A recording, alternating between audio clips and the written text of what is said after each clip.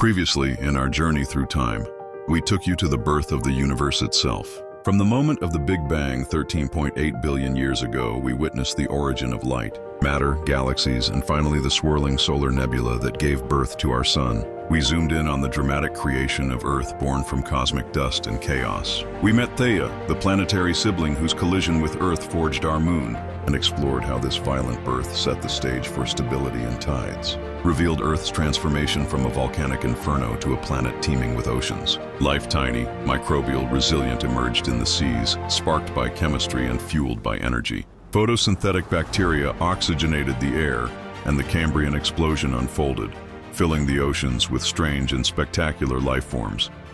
And now it's time for life to rise.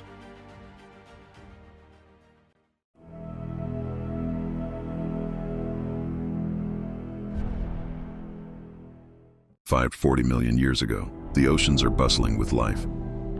Trilobites scurry along the seafloor. Anomalocaris, the apex predator, swims with terrifying precision. The Cambrian seas are a jungle of invertebrate innovation, but as dynamic as life is underwater, the land remains barren for now. The continents are just rocky deserts, lifeless, windblown, and silent. But that silence is about to be broken. 470 million years ago, the green tide begins. It starts slowly. Algae, simple, green, and ancient, are the first to make contact with land. These pioneers are not yet true plants, but in shallow tidal flats, they find a strategy: cling to moist rocks, endure dry periods, and harness sunlight without being swept away. Then come the liverworts, the first true land plants. They are small, flat, and fragile, hugging the wet ground. With no roots, they absorb moisture directly from rain and dew. Ever seen green fuzz on a shady rock or wall? That's moss, modern cousins of these ancient land colonizers.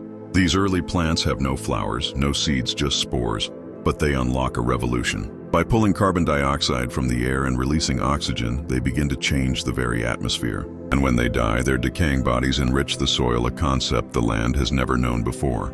Thanks to these early plants, Earth's climate begins to cool. Why? Because plants suck carbon dioxide, a greenhouse gas, out of the air. Global temperatures drop. Ice caps begin to form. Land is no longer a wasteland. 420 million years ago, roots take hold. Plants evolve vascular systems like internal plumbing to move water and nutrients. They grow taller, stronger. Meet the cookson is the first plant to stand upright. Still only a few inches tall, it represents a leap in design. Branching stems, spore reproduction, and rudimentary water channels. This changes everything. With time, we get ferns, club mosses, and the towering lycophytes reaching up to 30 meters tall. Forests begin to form. The first forests are like alien landscapes dominated by ferns the size of trees, giant horsetails, and club mosses thicker than oaks. There's no grass yet, no flowers, but it's lush and green, and beneath that green canopy something stirs. 400 million years ago, the age of fish. In the oceans, fish dominate. Cartilaginous jawless fish give way to placoderms, armored fish with jaws. Then something extraordinary happens. Fish develop fins with bones inside like arms. Meet Tiktaalik. Half fish, half amphibian, Tiktaalik has lungs and gills. It can prop itself up on strong, fleshy fins. It lifts its head above water to breathe air. On muddy tidal shores and oxygen-poor swamps, this adaptation is life-saving. And it's a clue that life is preparing to make its boldest move yet. 375 million years ago, life walks on land. Ichthyostega and Acanthostega are the first true amphibians. Their limbs, descendants of fish fins, can support their weight. Their lungs gulp oxygen from the air. Their skin, moist and vulnerable, must stay wet, so they hug the swamps, half in water, half out. The land has never seen anything like this.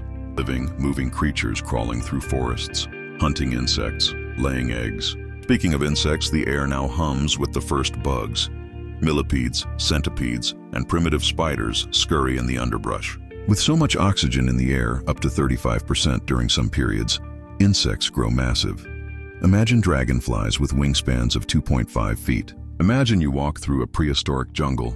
Ferns brush your shoulders. A giant millipede the size of a dog inches past. Overhead, a dragonfly as big as a hawk glides through the air. 300 million years ago, the Carboniferous rainforests. Welcome to the Carboniferous period, the golden age of coal forests. Swamps stretch across supercontinents. Trees grow thick bark for support. When they fall, they don't decay easily. Fungi haven't yet evolved to digest lignin, the tough fiber in wood. Dead plants pile up over millions of years and compress into coal. This is where most of the world's coal reserves come from, fossilized forests from a time before even dinosaurs.